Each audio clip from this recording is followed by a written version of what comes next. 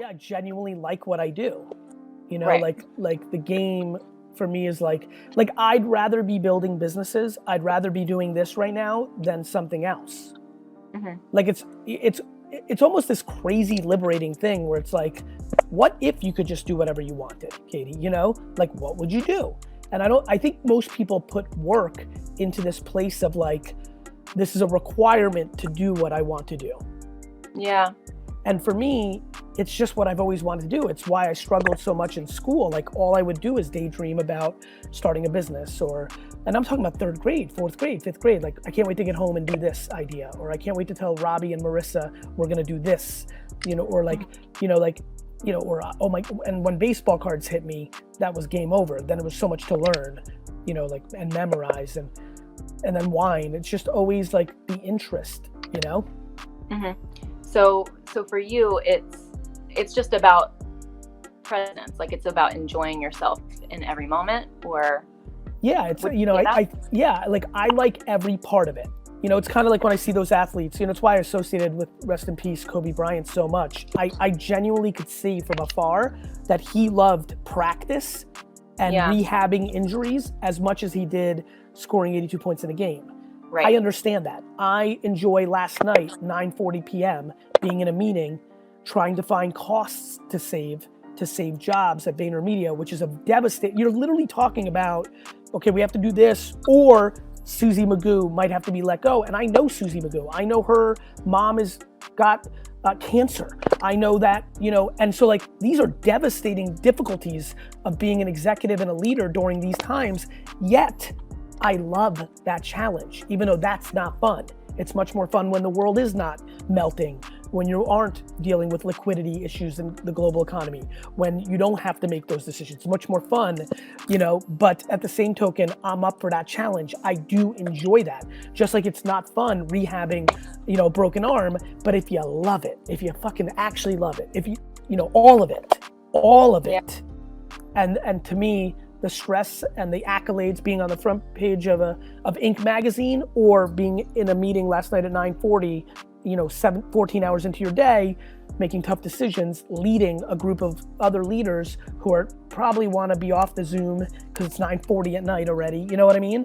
Who are, you know, finding themselves working more, not less during this time. You know, that's real shit. And so to me, that's loving my game.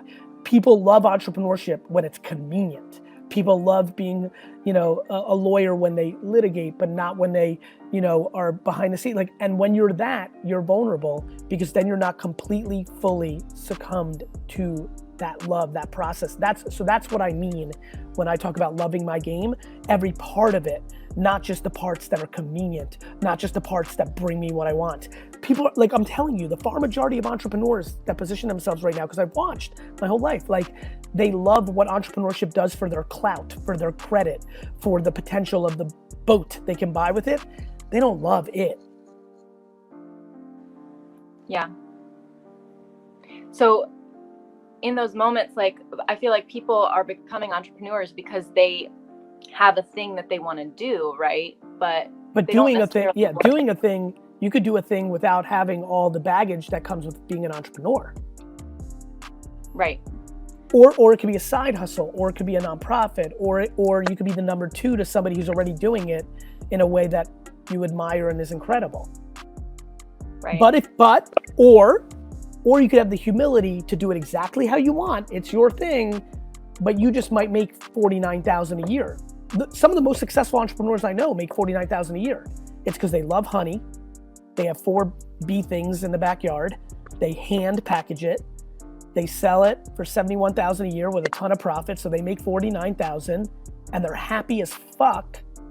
They're just not fucking living their life with an Escalade and Vegas nights and private jets and that I admire way more than the people that are making pretend they're living that life.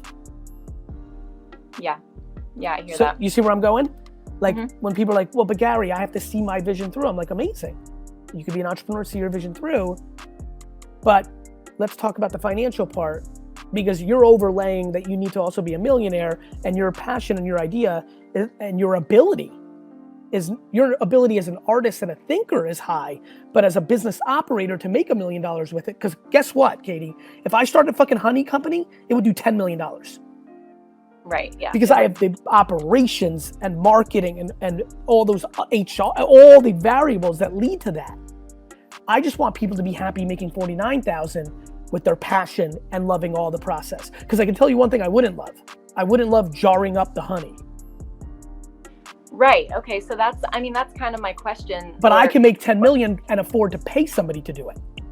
Yeah, right. I did my own social media. All you fuckers that are like, oh, you got a team? Fuck you. I did my own social media for 8 years without anybody on my team because I loved it, which made me the best at it, which then let me be able to afford to hire it, which then enabled me to be able to judge if somebody was good at it because I fucking did it first.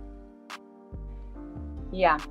So that's where the patience kind of seems to come in, right? Like you have to make the jump. Okay. That's why patience is so huge, because everybody who's struggling with what I'm just talking about right now, if they thought about in 15-year terms instead of 15-week terms, they would get excited about doing it. It would also put pressure on you to say, do you actually love this? The number one thing that you notice is holding back a lot of female entrepreneurs, specifically as opposed to just, male entrepreneurs?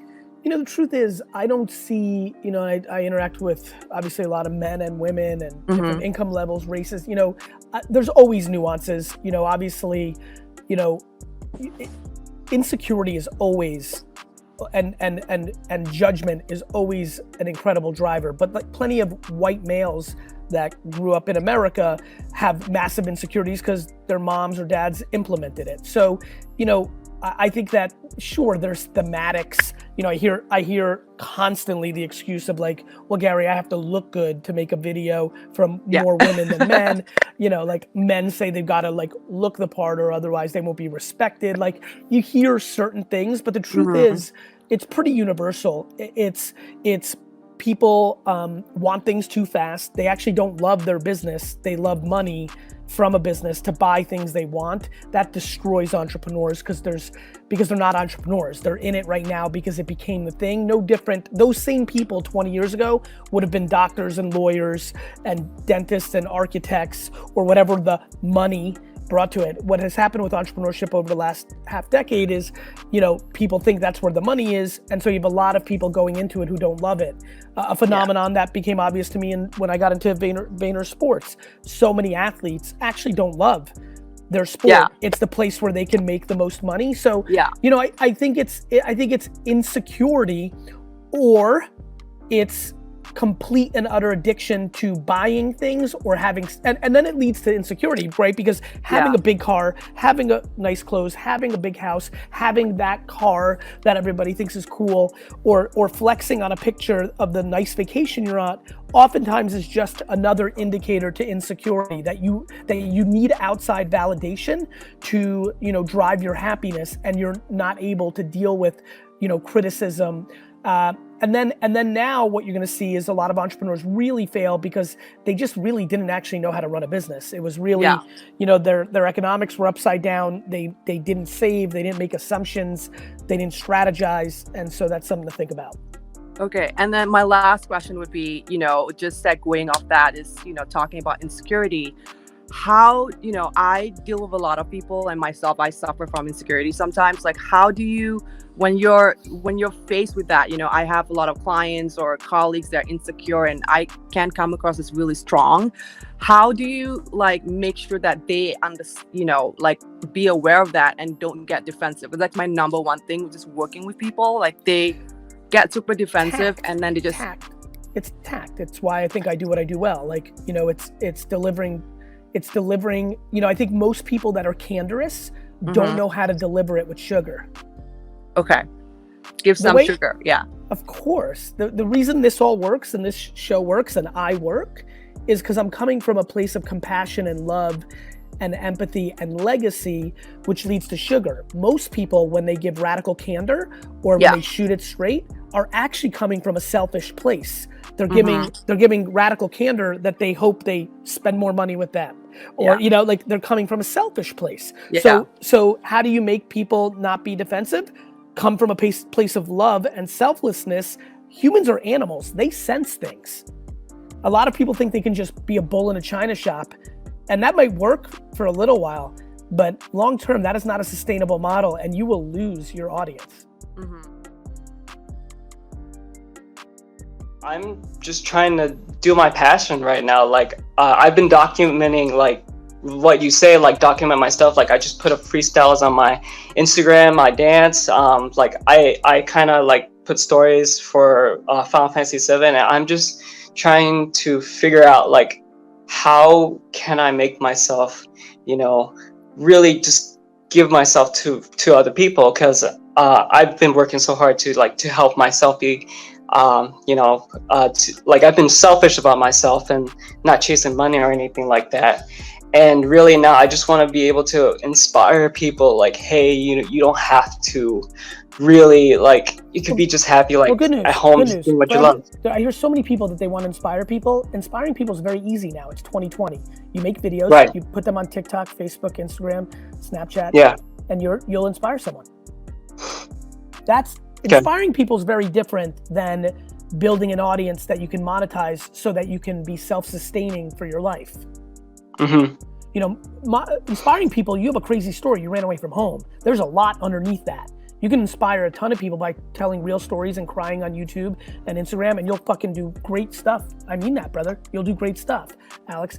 I think building a life of sustainability that makes you happy is a different story. I love that you're testing out if Final Fantasy videos can make you money. Are you good enough? I love that. I love that you're putting out beats or hip hops or things of that nature. It's so early, and as long as, like, look, as long as you're super tight with it, afford the ability to do your passion, you got a real shot. You got a real shot. Mm-hmm. And that's what I think that's one of the things I'm struggling with as well, is because I have this vicious cycle about, okay, I hate working at a shitty job, so I'm gonna chase my passion. I fuck myself over, excuse my language, because I don't have the money to Alex, sustain myself. who are you fucking? We're good with language, bro. So why not get a shitty job that looks one of two ways to let you do your passion? Why not get a shitty job at GameStop so that you're still in the culture of video games that might lead to serendipity, that you might meet somebody that comes in that pops off for you, or get a shitty job at like 7-Eleven where you can be on your phone all day while you're at the register because they're loose like that at this one location. Shitty jobs are amazing if you're strategic. There's two shitty jobs that everybody should get when they need to. The one that just lets you work on your phone all day, cashier, hostess, host at, you know, like small business that just doesn't give a fuck as long as you do the thing, a toll booth, you know, security guard. You see where I'm going? Or shitty job within the culture that you want. I hear Final Fantasy, I'm like, yo, go be an intern at EA. Yo, go be an intern at, you know, Activision. Yo, go work $11 an hour at fucking GameStop because a fucking YouTube influencer might come in and become your boy or your girl and fucking puts you on. Shitty jobs strategically are the fucking game and are about to become the game for the 30+ million Americans that need a fucking job. This is gonna be maybe an important clip for me. There's a shitty job strategy that's gonna really matter. And I just laid it out. They're one of two ways. In the game that you wanna be in, so that serendipity comes, or so loose that you can fucking build your life here while you're getting your $9 an hour. Shitty job strategy, bro. Shitty job strategy.